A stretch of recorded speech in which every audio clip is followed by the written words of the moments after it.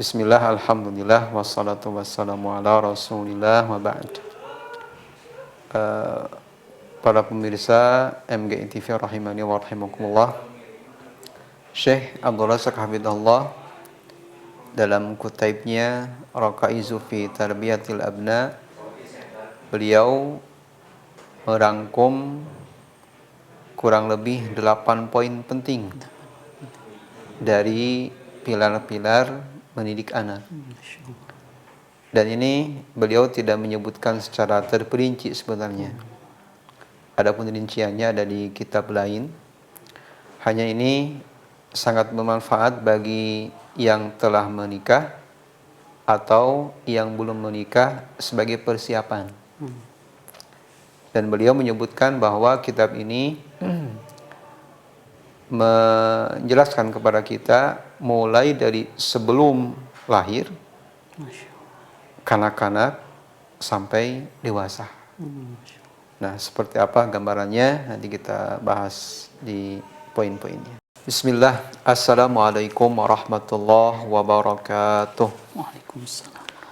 Abda'u bismillahi musta'ina radin bihi mudabbiran mu'ina walhamdulillahi kama hadana ila sabilil haqqi wajtabana.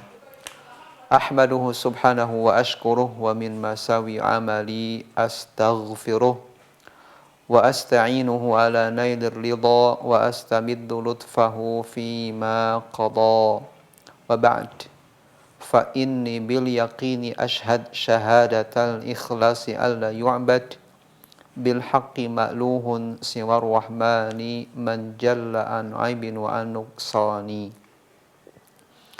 wa anna khaira khalqihi muhammada man ja'ana bil bayyinati wal huda rasuluhu ila jami'il khalqi bin nuri wal huda wa dinil haqqi salla alaihi rabbuna wa majjada wal ali was sahbi dawaman sarmada.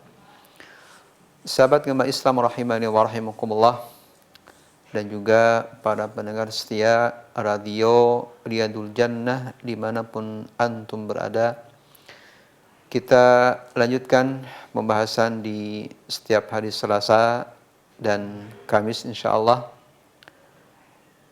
dalam kajian Maktabah Salafiyah. Kita akan membahas kitab baru atau kutaib, yaitu mungkin buku saku,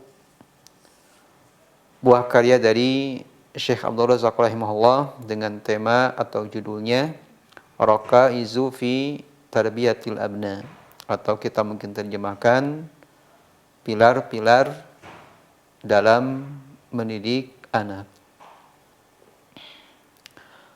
Sahabat Gema Islam rahimani wa rahimakumullah, sebagai gambaran tentang isi kitab ini, beliau rahimahullah menjelaskan secara global bagaimana seseorang akan memiliki dzurriyyah, keturunan atau keluarga yang soleh dan solehah. Dan tentunya ini adalah merupakan dambaan kita semua. Dan kita memohon kepada Allah, semoga Allah memberikan kepada kita dzurriyyah, keturunan yang soleh dan solehah. Amin. Beliau memaparkan secara global tentang bagaimana jalan menuju tersebut, yang mana tentunya ini bermanfaat bagi para bujang yang belum menikah atau masih kebingungan seperti apa sih kriteria istri yang mesti saya cari. Dan tentunya lebih bermanfaat bagi orang tua yang Allah berikan karunia berupa anak. Hanya saja di sini Syekh tidak merinci secara detail, dan mungkin keterbatasan beliau atau mungkin tidak di sini tempatnya, tidak di kutaib ini maksudnya, mungkin ada di kutaib lain atau di kitab-kitab yang lainnya. Tapi ini insyaallah jadi bekal buat kita gambaran global bagaimana kita memiliki dzurriyyah yang soleh dan solehah. Sahabat gemba Islam rahimani wa rahimakumullah. Sebelum masuk ke kitab, kita mungkin bacakan dulu biografi beliau hafizallahu taala, walaupun mungkin kita tinggal klik di internet siapa beliau, itu akan muncul biodata beliau atau biografi beliau hafizallahu taala. Beliau nama lengkapnya adalah Syekh Abdul Razak bin Abdul Muhsin bin Hamd bin Abdul Muhsin bin Abdullah bin Hamd bin Utsman Al-Abbad Al-Ubadar. Adapun nisbah Al-Abad di sini adalah laqab atau gelar dari kakek buyut beliau, yaitu bernama Abdullah bin Hamdi. Beliau berintisab kepadanya, atau beliau ya namanya nama suku ya, kalau di Arab itu memang sampai sekarang nama mungkin 7 turunan ke belakang itu menjadi kebanggaan keluarga ya. Atau di kita pun ada, kayak di mana itu, di Medan ya, itu nama qabilah, nama keluarga itu menjadi kebanggaan tertentu. Nah, beliau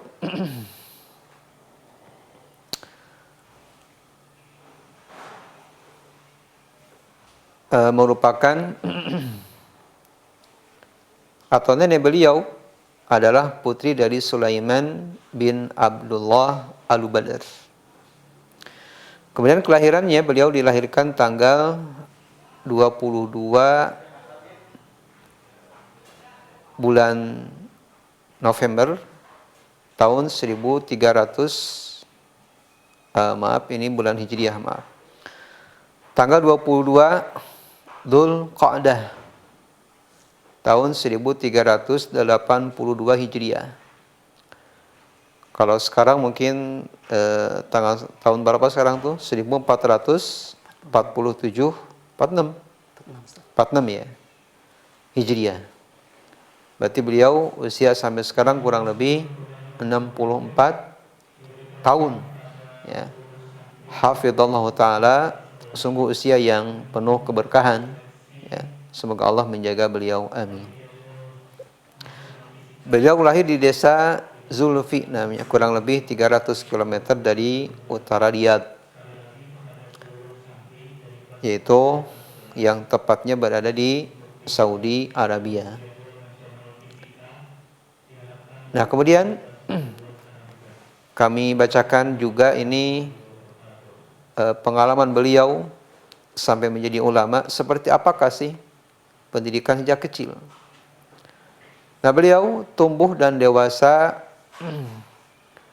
di desa, yaitu desa Zulfi tersebut, dan belajar baca tulis di sekolah yang diasuh oleh ayah beliau sendiri. Jadi beliau sekolah di tempat sekolah ayahnya, yaitu Syekh Abdul Muhsin hafizallahu taala. Keluarga beliau adalah merupakan keluarga yang alim, orang yang berilmu. Jadi kata istilah kita di Indonesia itu, kalau garam itu nggak akan menetes ke atas ya, menetes kemana? Ke bawah gitu ya. Ini bukti bahwa seseorang ketika ingin melahirkan sebuah keturunan yang alim, keluarga yang salih, maka orang tuanya terlebih dahulu yang harus alim, mengetahui agama, salih dan salihah. Maka otomatis keluarga atau keturunan akan mengikutinya. Nah, beliau ayahnya adalah merupakan ulama besar, ahli hadis yang diakui keilmuannya di zaman ini, yaitu ayahnya Syekh Abdul Muhsin Al-Abbad hafizallahu taala. Kemudian pendidikan singkat beliau menuntut ilmu di jenjang universitas khususnya di dalam bidang akidah sampai meraih gelar doktoral. Dan beliau menimba ilmu dari para ulama besar Saudi Arabia. Jadi beliau selain kuliah formal juga belajar non formal. Guru-gurunya sangat banyak, dan yang paling utama dari gurunya adalah ayahanda beliau Syekh Abdul Muhsin Al-Abbad hafizallahu taala. Kemudian beliau pernah belajar kepada Syekh Abdul Aziz bin Baz rahimahullah, Syekh Utsaimin rahimahullah, kemudian Syekh Abdul Nasr Faqihi hafizallahu taala. Sahabat kemarin Islam rahimani wa rahimakumullah. Kemudian aktivitas beliau sekarang, beliau adalah merupakan salah satu pengajar dan guru besar di bidang akidah di Universitas Islam Madinah, yaitu Saudi Arabia. Dan beliau juga aktif mengisi kajian tetap di Masjid Nabawi, yang mungkin yang pernah umrah akan langsung ketemu dengan beliau di Masjid Nabawi ketika beliau menyampaikan kajian-kajiannya. Dan bagi mereka yang mungkin belum sempat ke sana atau mungkin rindu dengan kajian beliau, alhamdulillah sekarang dengan kemajuan teknologi kita bisa langsung mengikuti kajian beliau, baik itu rekamannya atau kajian langsung.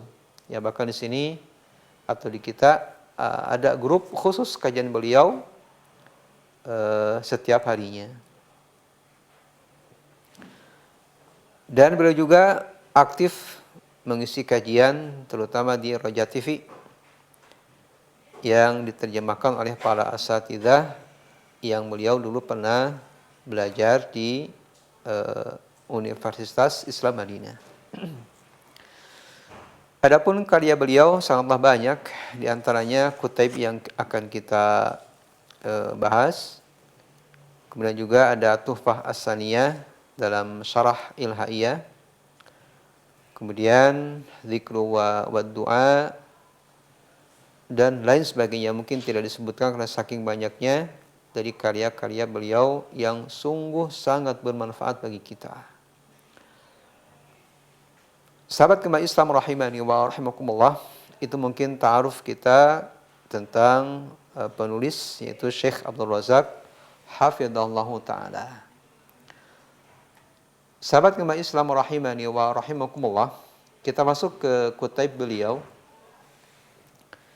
Beliau menyebutkan dalam kutibnya setelah memuji kepada Allah, kemudian salawat serta salam senantiasa dicurahkan kepada Nabi besar kita Muhammad sallallahu alaihi wasallam. Beliau menyebutkan fa inna min ahammil wajibatil jasimah wal amanatil azimah allati yajibu 'alal abdi an ya'taniya biha fi hadhil hayat abna'ahu. Sesungguhnya merupakan kewajiban yang sangat penting dan juga merupakan bagian dari amanat yang sangat mulia, yang mana hal tersebut wajib kepada kita setiap hamba untuk memperhatikan dalam kehidupan ini, yaitu tentang anak-anak kita. Nah, seperti apakah kita harus perhatian kepada mereka? Di sini Syekh menyebutkan 4 hal yang mesti kita perhatikan dalam kehidupan ini terhadap anak-anak kita. Yang pertama, min haitsu tarbiyatuhum, kita harus perhatian kepada mereka dari segi pendidikan anak.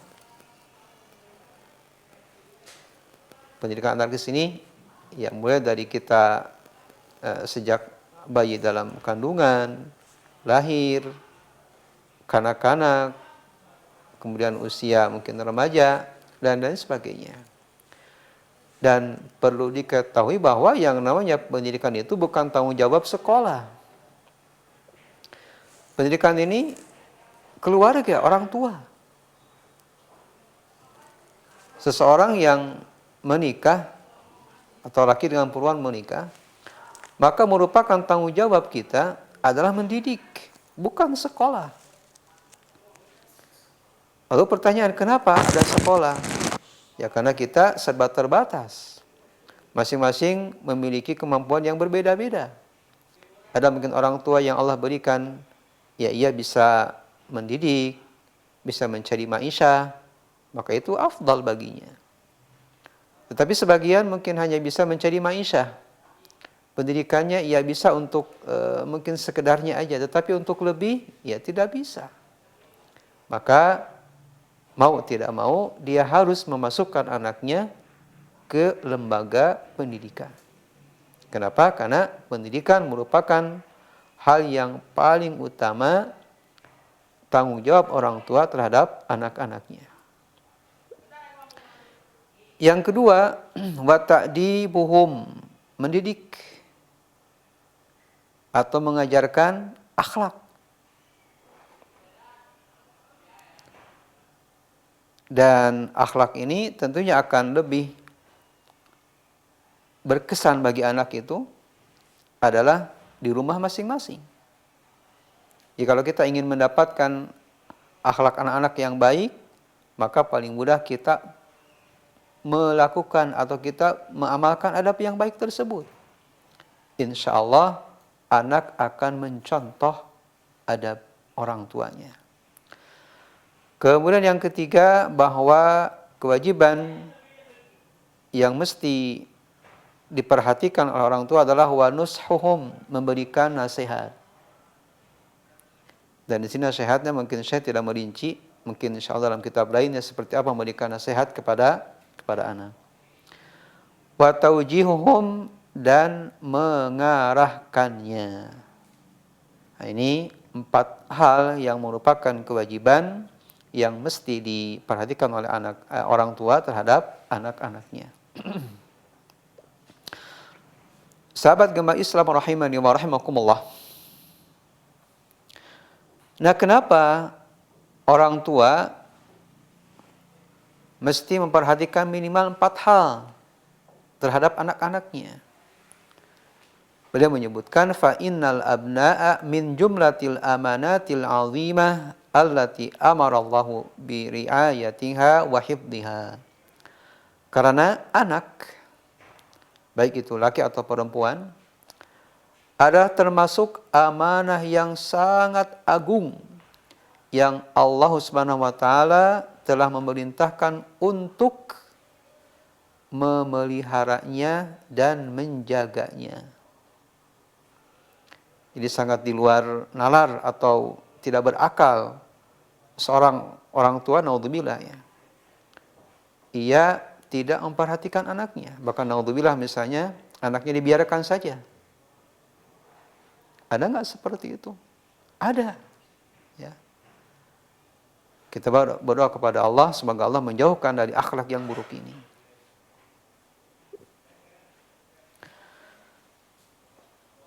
Nah, Allah mensifati bahwa anak itu menjadikan amanah bagi kita.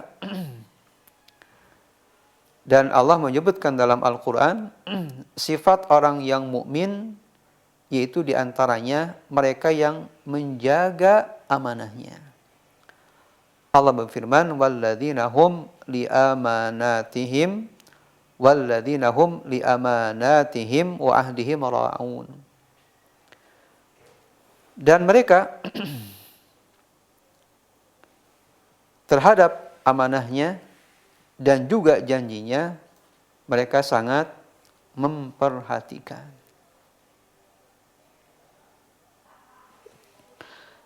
Dan dalam ayat lain Allah berfirman, ya ayyuhalladzina amanu la takhunullaha war rasula wa takhunu amanatikum wa antum ta'lamun. Wahai orang-orang yang beriman, janganlah kalian mengkhianati Allah dan juga Rasul-Nya. Dan jangan pula kalian mengkhianati amanat-amanat kalian sedangkan kalian dalam keadaan mengetahuinya. Nah, ini dua ayat ini diantaranya Allah menyebutkan kata amanah.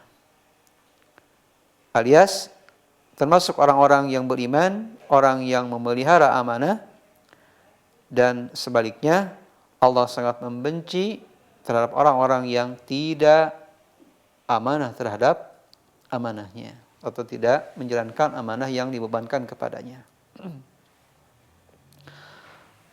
Sahabat gemba Islam rahimani wa rahimakumullah.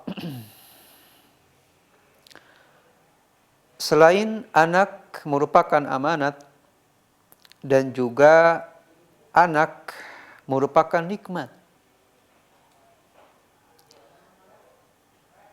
Betapa banyak orang yang mendambakan keturunan. Baik itu mungkin yang belum menikah, tapi kalau belum menikah, angan-angan yang mungkin mustahil untuk memilikinya. Nah, tidak sedikit orang yang sudah menikah belum Allah karuniakan berupa keturunan. Maka ia mengangan-angankan, mendambakan keturunan yang menjadi kebanggaan buah hatinya. Maka di sini bahwa anak merupakan nikmat yang Allah berikan kepada orang tua. Allah berfirman, Lillahi mulkus samawati wal ard yakhluqu ma yasha yahabu liman yasha'u inatha wa yahabu liman yasha'u dzukur. Milik Allah lah kerajaan langit dan bumi. Ia menciptakan apa saja yang ia kehendaki. Ia memberikan kepada siapa saja yang dikehendaki berupa anak perempuan, dan ia memberikan kepada siapa saja yang ia kehendaki berupa laki-laki. Sahabat gemba Islam rahimani wa rahimakumullah, ayat ini merupakan penghibur kepada mereka yang Allah berikan rezeki berupa pernikahan. Karena nikah itu rezeki kayak dia. Akan tetapi setelah menikah belum memiliki rezeki lain, yaitu apa? Anak. Maka jangan sedih hati. Kenapa? Karena semuanya milik Allah, isi langit dan bumi, dan Allah memberikan keturunan kepada siapa saja yang dikehendaki. Kalau misalnya belum punya anak, jangan marah-marah. Kenapa? Allah belum berkehendak. Karena kita yakin kalau Allah sudah berkehendak, tinggal kun, jadi, maka jadilah. Jangan sampai sedih hati, apalagi putus asa. Ya. Kita yakin bahwa Allah akan memberikan yang terbaik buat hambanya. Maka di sini yang harus kita kedepankan adalah husnudzan, berbaik sangka kepada Allah Subhanahu wa taala. Yang tentunya dibarengi oleh ikhtiar. Ikhtiar kita mungkin bagaimana agar cepat mendapatkan keturunan. Sahabat gemba Islam rahimani wa rahimakumullah.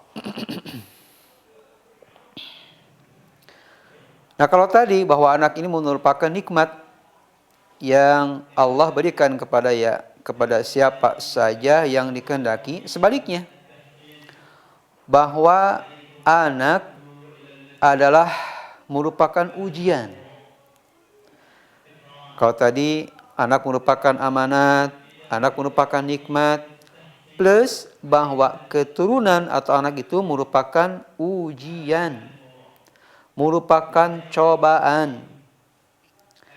Nah, ini pun merupakan penghibur juga bagi orang tua yang mungkin dah saya tidak ikhtiar, saya telah memilih istri yang soleha, kata istrinya saya telah memilih suami yang soleh, tapi kenapa anak saya seperti ini?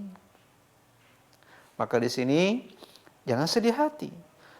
Ketahuilah bahwa anak adalah ujian dan cobaan. Maka tatkala kita mendapatkan yang mungkin di luar nalar kita, di luar dambaan kita, kita serahkan kepada Allah. Bahwa Allah yang menciptakan, plus Allah yang mengatur segalanya.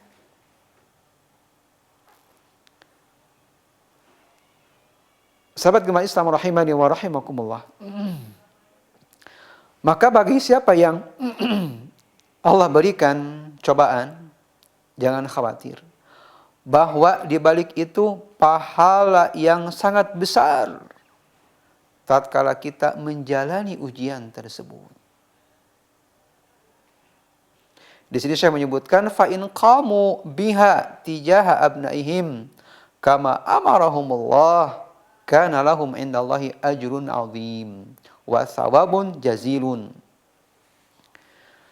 Apabila mereka orang tua bersikap terhadap anak keturunannya sebagaimana yang Allah perintahkan, yaitu anak sebagai amanah berarti menjaganya, anak sebagai nikmat mensyukurinya, plus anak dijadikan ujian, Allah pun tetap memberikan apa?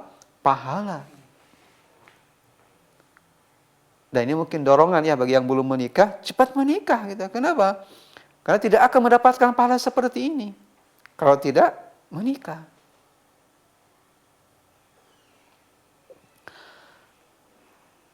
Wa in farratu fiha faqad arradu anfusahum lil uqubati bihasabi tafritihim. Nah, kemudian bagi orang tua yang sudah menikah atau bagi keluarga ya, bagi orang yang telah menikah kemudian memiliki anak, apabila dia lalai terhadap pendidikan, terhadap perhatian dan juga kepada mengarahkan anak, maka ia telah menghadapkan dirinya terhadap iqab atau dosa atau ancaman dari Allah Subhanahu wa taala. Ya, kalau kita lalai dalam mendidik anak, mengarahkan anak, maka seolah-olah kita telah mengarahkan diri kita sendiri, telah menghadapkan diri kita sendiri kepada azab Allah Subhanahu wa taala. Tentunya kita tidak mau. Setelah kita capek yang namanya mendidik anak, mulai dari mungkin kandungan, istri, mual-mual. Kang Hedi mengalami nggak mual-mual? Enggak ya. Yang mengalami mual siapa? Istri, gitu ya. Kemudian tidurnya diganggu. Kemudian suami mencari ma'isyah di siang harinya. Kita tidak mau setelah kita lelah mendidik anak, kemudian anak itu mencelakakan kita. Naudzubillah min dzalik. Maka ini teguran yang sangat menyentuh hati kepada kita, bahwa kita tidaklah atau janganlah kita melalaikan dalam mendidik dan mengarahkan anak-anak kita. Oleh karena itu, bahwa anak ini merupakan amanah, merupakan nikmat dan merupakan sekaligus ujian, maka kita jangan sampai melalaikan dalam pendidikan anak, dalam mengarahkan anak kita. Karena Allah berfirman, ya ayyuhalladzina amanu qu anfusakum wa ahlikum nara wa quduhan nas wal hijarah 'alaiha malaikatun ghiladun syidad. Wahai orang-orang yang beriman, jagalah diri-diri kalian dan juga keluarga kalian dari api neraka. Yang mana api neraka ini bahan bakunya adalah manusia dan batu. Padanya terdapat malaikat yang keras dan bengis. Sahabat gemah Islam rahimani wa rahimakumullah, Beliau rahimahullah menyebutkan fal ayatu aslun azimun fi wujubi riayatil aulad wa tarbiyatihim wal inayati bi ahwalihim. Maka saya menyebutkan bahwa ayat ini surat At-Tahrim merupakan pokok yang sangat agung perihal wajib memperhatikan pendidikan dan mengarahkan anak-anak kita. Sahabat Gema Islam rahimani wa rahimakumullah, dan juga para pendengar setia radio Riyadul Jannah dimanapun antum berada. Berkata Khalifah Ar-Rasyid Ali bin Abi Thalib, semoga Allah ridha dan meridainya, beliau menyebutkan tentang ayat ini, yaitu surat At-Tahrim ku anfusakum, bahwa maksud ayat ini allimuhum wa addibuhum, bahwa ayat ini mengajarkan kepada orang tua agar mengajarkan anak-anaknya plus mendidiknya, atau mengajarkan adib mungkin akhlak, ya, akhlak terhadap anak-anaknya.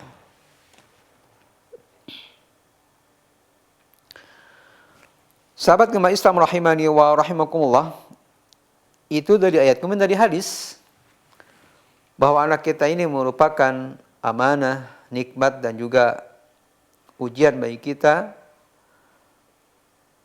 Maka sebagai orang tua, janganlah menyia-nyiakan amanah tersebut. Rasul kita Muhammad sallallahu alaihi wasallam bersabda, kullukum ra'in wa kullukum mas'ulun an ra'iyatihi. Setiap kalian adalah pemimpin dan setiap kalian akan ditanya tentang kepemimpinannya. Al-imamu ra'in wa huwa mas'ulun an ra'iyatihi. Seorang imam atau pemimpin, baik itu negara atau mungkin terkecil keluarga, orang suami, pemimpin, dan ia akan ditanya dari kepemimpinannya. Warrajulu ra'in fi ahlihi wa huwa mas'ulun an ra'iyatihi. Laki-laki pemimpin dalam keluarganya dan ia akan dimintakan pertanggungjawaban tentang kepemimpinan di keluarganya. Wal mar'atu ra'iyatun fi baiti zawjiha wa hiya mas'ulatun an ra'iyatiha. Begitu juga seorang istri perempuan, ia adalah pemimpin di rumah suaminya. Ia akan dimintakan pertanggungjawaban tentang kepemimpinan di keluarganya. Wal khadimu ra'in fi mali sayyidihi wa huwa mas'ulun an ra'iyatihi. Dan begitu juga pelayan, dia pemimpin perihal harta tuannya dan tentunya ia akan dimintakan pertanggungjawabannya. Beliau dalam hadis ini sallallahu alaihi wasallam menutup dengan sabdanya, ala kullukum ra'in wa kullukum mas'ulun an ra'iyatihi. Ketahuilah bahwa setiap kalian adalah pemimpin dan setiap kalian akan dimintakan pertanggungjawaban tentang kepemimpinannya. Sahabat Gema Islam rahimani wa rahimakumullah,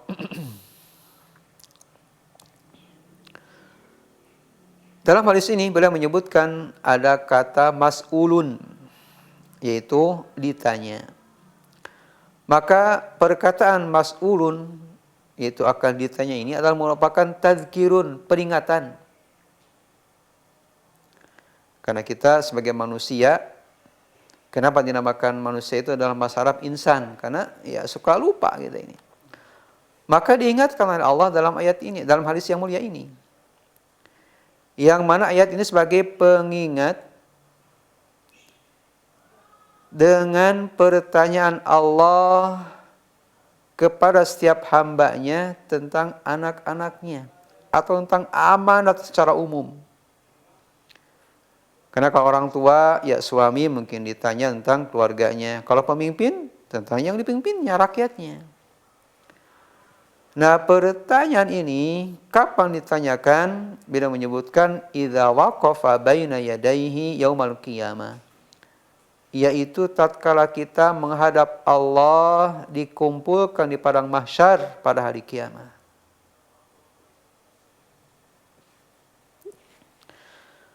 Kemudian beliau mengatakan, dan ini adalah merupakan perkataan Ibnu Qayyim rahimahullah. Qala ba'du ahlul ilmi, berkata sebagian ahlul ilmi, innallaha yas'alul walida an waladihi yaumal qiyamah qabla an yas'ala al walada an walidihi. Bahwa kelak Allah Subhanahu wa taala akan menanyakan perihal orang tua sebelum ditanya tentang anaknya. Jadi yang ditanya di akhirat itu bukan anaknya, bagaimana tentang anak, bukan. Orang tua. Bagaimana sikap orang tua tentang pendidikan, mengarahkan, dan mencontoh akhlak yang baik terhadap anaknya. Fa innahu kama anna lil abi ala ibnihi haqqan falibni ala abihi haqqun. Karena sungguhnya sebagaimana bagi bapak itu ada hak terhadap anaknya, dan juga bagi anak itu ada hak atas bapaknya. Ya, walaupun masing-masing ya punya hak. Orang tua punya hak terhadap anak, anak pun punya hak terhadap orang tua. Tetapi yang akan ditanyakan pertama kali adalah tentang orang tua. Jadi kalau ada anak dan orang tua gitu ya, yang awal ditanya yang mana? Orang tuanya. Nah, ini pertanda bahwa orang tua itu sangat bertanggung jawab dan akan ditanyakan tentang perihal kepemimpinan terhadap keluarganya. Sahabat Gemah Islam rahimani wa rahimakumullah. Kemudian beliau menukil kata Ibnu Umar, semoga Allah ridha dan meridainya. Ia mengatakan adibibnaka fa innaka mas'ulun an waladik. Didiklah anakmu karena sesungguhnya engkau akan ditanya tentang anakmu. Nah, ini perkataan Ibnu Umar menguatkan bahwa orang tua itu akan ditanya terlebih dahulu daripada anaknya. Pertanyaan seperti apa? Madza adabtahu, apa yang telah engkau didik terhadap anak. Wa madza alamtahu, dan apa yang telah engkau ajarkan kepada anakmu. Wa innahu mas'ulun an birrika wa tawa'iyatihi laka. Karena sungguhnya ia akan ditanya anak itu tentang bakti dan ketaatan kepadamu. Ini pun sama menguatkan bahwa anak dan orang tua akan ditanya, tetapi yang dahulu dihisab adalah orang tuanya. Maka kita sebagai orang tua mudah-mudahan lebih termotivasi dalam mendidik dan memperhatikan anak-anak kita. Sahabat Gemah Islam rahimani wa rahimakumullah.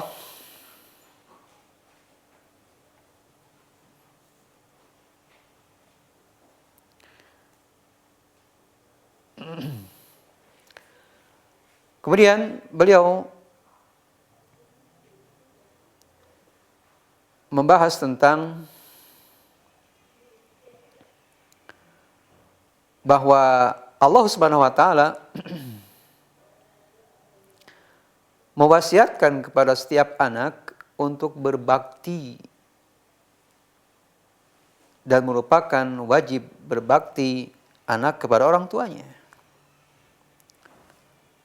Allah berfirman, "Wa wassaynal insana biwalidayhi husna." Dan kami wasiatkan kepada manusia agar berbuat baik kepada kedua orang tuanya. Nah, ini wasiat kepada para anak agar berbuat baik kepada orang tua. Jadi bukan merupakan adat atau kalau kita di Sunda ya, culangung kalau seorang anak itu tidak sopan. Enggak. Bahwa seorang anak hormat kepada orang tua bukan perintah atau bukan adat, bukan. Tetapi perintah langsung dari Allah Subhanahu wa taala.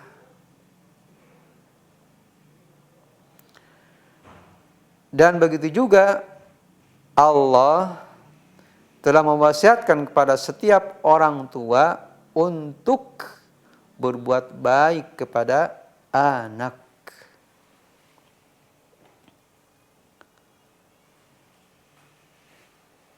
Di antara berbuat baik orang tua kepada anak adalah dengan memperhatikan pendidikan dan mengajarkan akhlak yang baik. Allah berfirman, yusikumullahu fi auladikum. Bahwa Allah Subhanahu wa taala mewasiatkan kepada kalian perihal anak-anak kalian. Sahabat kemah Islam rahimani wa rahimakumullah.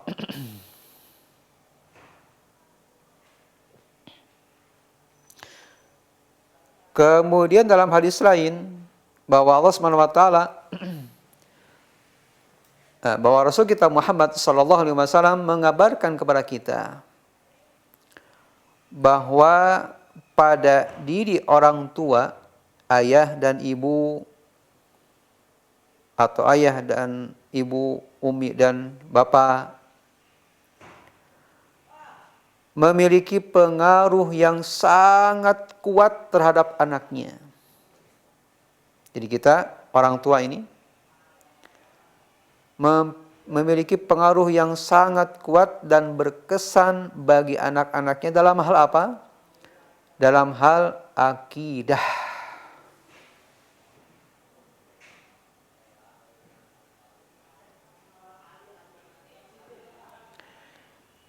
Kemudian dalam hal apa lagi? Akhlaqihim wa tibaihim. Dalam hal akhlak dan juga karakter. Jadi akidah, akhlak dan karakter. Mungkin karakter sama akidah sama akhlak mirip ya. Dalam hal karakter. Maksudnya bahwa seorang anak ia akan akidahnya lurus, akan agamanya baik apabila orang tuanya akidah lurus dan berakhlak baik.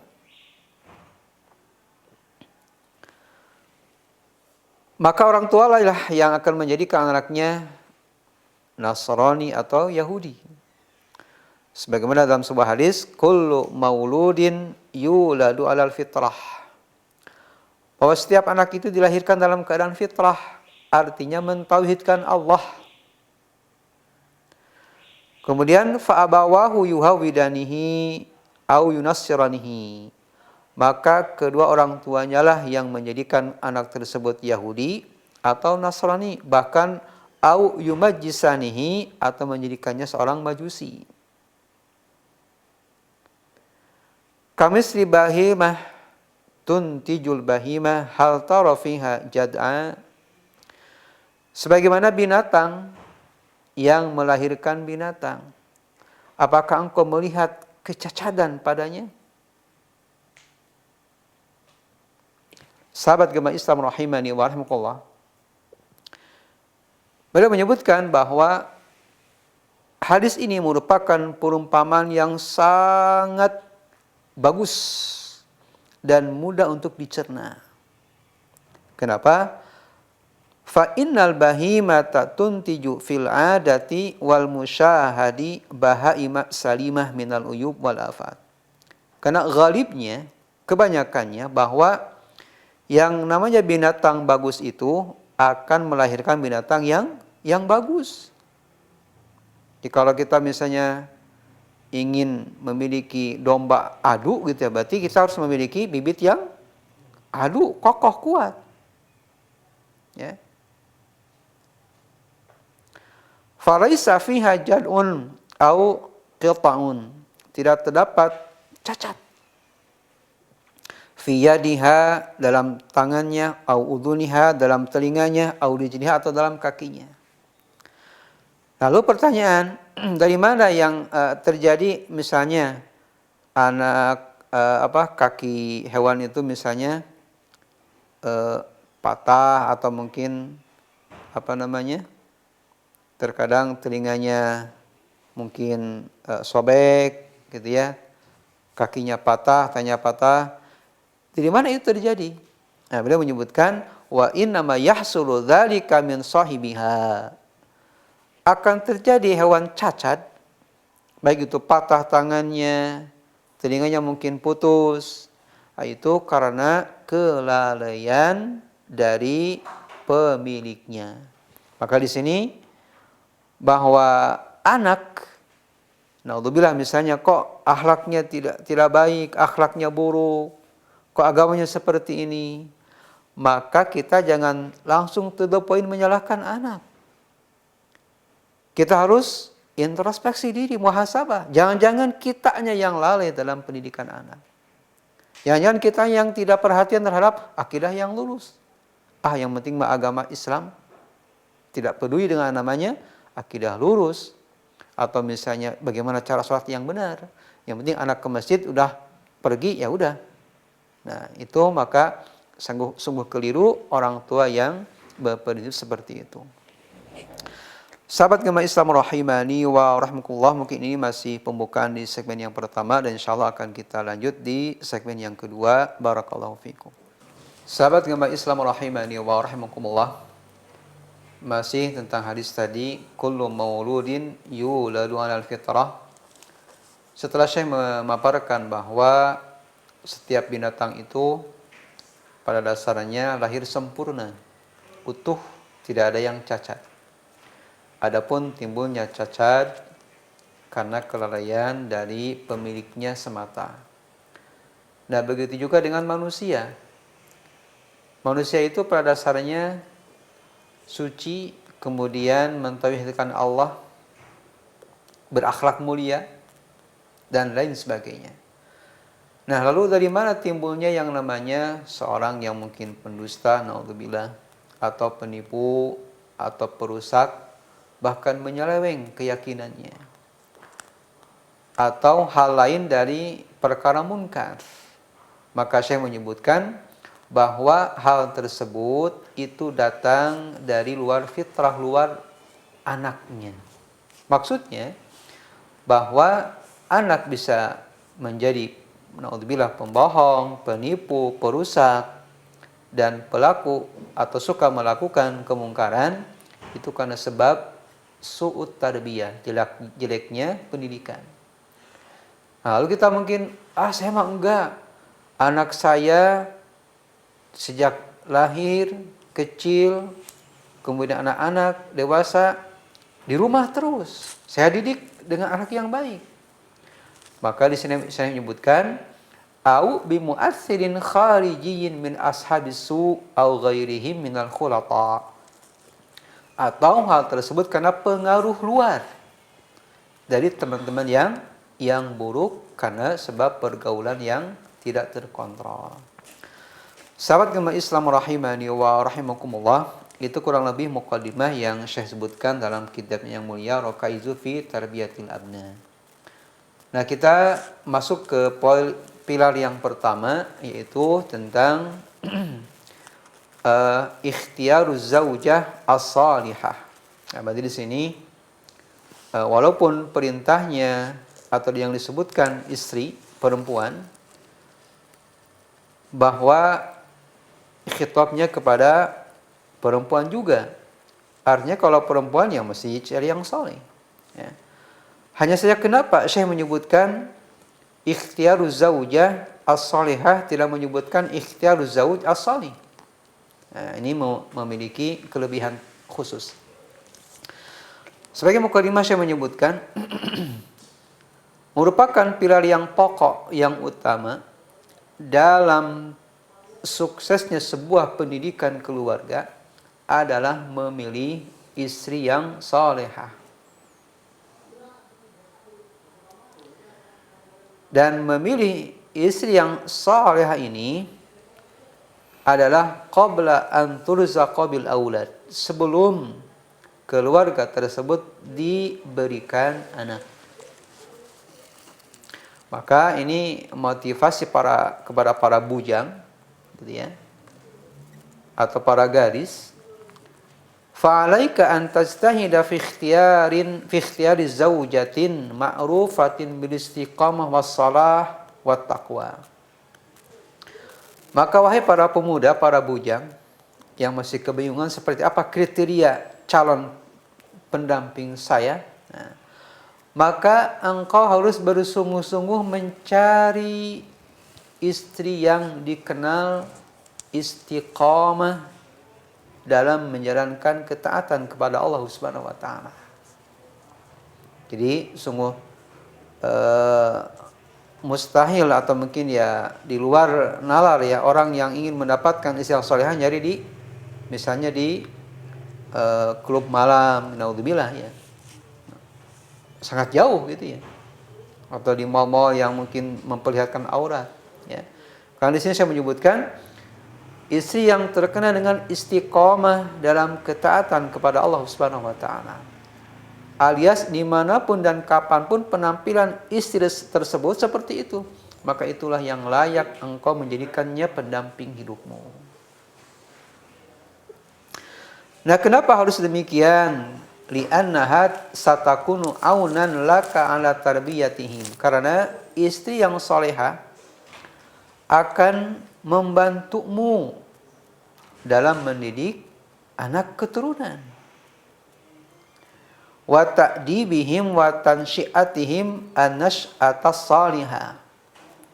Dan istri yang salehah akan mampu mewarnai akhlak dan pertumbuhan keluarga menjadi saleh. Nah, pertanyaan mungkin, bagaimana kalau misalnya istri saya salehah, gitu ya, tapi mungkin dari segi background pendidikan nggak ada pengalaman dalam pendidikan, mengurus anak, ya. Karena terus terang sampai sekarang belum ada kuliah tentang keluarga. Ada nggak? Jamiah Usariyah misalnya, nggak ada, ya. Dan kebanyakan, ya bukan kebanyakan ya, bahwa yang namanya keluarga itu betul-betul belajar otodidak gitu ya, betul nggak? Nggak ada kuliahnya. Ya. Nah, bagaimana kalau misalnya istri saya salehah tetapi belum ada background pendidikan? Nah, maka jangan khawatir. Hatta law lam tu'ini zaujatu salihah fi tarbiyatil abna fa innaha lan takuna dararan alaihim fi dinihim wa akhlaqihim. Nah, kalau misalnya seorang istri ia salehah tetapi belum memiliki background pendidikan mendidik keluarga atau anak. Nah, jangan khawatir. Dengan istri yang salehah ia tidak akan minimal menjadikan madarat bagi keluarga. Tidak akan menjadikan madarat bagi agamanya. Bukankah terjadinya percekcokan yang berakhir kepada perceraian karena sebab akhlak istri yang buruk? Justru ini yang menjadi poin utama. Kenapa sih keluarga bisa cekcok, berakhirkan cerai? Karena salah satunya istrinya tidak salihah. Sahabat gemah Islam rahimani wa rahimullah. Oleh karena itu, Nabi kita Muhammad sallallahu alaihi wasallam sangat menganjurkan kepada setiap lelaki untuk menikahi perempuan dengan 4 kriteria. Dengan sabdanya, tunkahul mar'atu li arba' limaliha wa li hasabiha wa li jamaliha wa li diniha fadfar bidzatidin talibat yadak. Bahwa seorang perempuan itu dinikahi karena 4 hal, 4 kriteria. Yang pertama karena hartanya, yang kedua karena lihasabiha keturunannya, karena kecantikannya, dan karena agamanya. Tetapi dari 4 kriteria ini, fadfar bidzatidin, pilihlah yang kuat agamanya, dengan demikian engkau akan selamat. Sahabat gemar Islam rahimani wa rahimakumullah. Sebagai contoh, kita mungkin sering baca atau pernah baca suksesnya seseorang bahkan menjadi ulama. Contohnya Imam Syafi'i rahimahullah, kemudian Imam Ahmad bin Hambal. Itu mereka lahir dari pendidikan atau hasil pendidikan ibunya yang salihah. Imam Syafi'i beliau ditinggal ayahnya sejak kecil. Kemudian ibunya menyekolahkannya, mendidiknya sampai ia menjadi dia beliau hafal Quran sejak usia 6 tahun, 10 tahun hafal Muwatta. Usia belasan tahun diizinkan untuk memberikan fatwa mufti. Ini adalah hasil karya dari istri atau ibu yang salihah. Dan banyak lagi yang lainnya. Sahabat gemar Islam rahimani wa rahimakumullah. Kemudian Ibnu Badis rahimahullah mengatakan, al-baitu huwal madrasatul ula wal masna'ul asli. Bahwa rumah adalah merupakan sekolah utama yang akan mencetak manusia seutuhnya. Wa tadayyunul ummi huwal asasu hifdiddin wal khuluq litakwinil rijal. Dan kualitas nilai agama seorang ibu atau istri yang solehah itulah merupakan pokok menjaga agama dan akhlak untuk membentuk keturunan yang baik. Jadi kenapa sih Syekh rahimahullah mengedepankan memilih istri yang solehah? Karena ini tujuannya diantaranya. Bahwa sebuah keluarga, anak, bahkan mungkin suami akan istiqomah karena sebab perjuangan sebuah istri. Maka di sini jangan minder seorang istri kalau ditanya, ibu kerja apa? Ibu rumah tangga. Masya Allah. Bahwa seorang peran ibu rumah tangga sangat memperhatikan, sangat menentukan keberhasilan keluarga. Dan sebaliknya seorang suami tidak boleh menyepelekan, engkau kan hanya ibu rumah tangga, tahu apa? Tidak. Justru di bawah tanggung jawabnya lah kesuksesan seorang keluarga, termasuk Anda wahai para suami. Sahabat gemar Islam rahimani wa rahimakumullah, kita berdoa kepada Allah semoga Allah SWT senantiasa mengaruniakan kepada kita dan keistiqomahan kita dalam menjalani ketaatan kepada Allah Subhanahu wa taala dan diberikan kepada kita istri yang salihah. Amin ya rabbal alamin. Barakallahu fikum.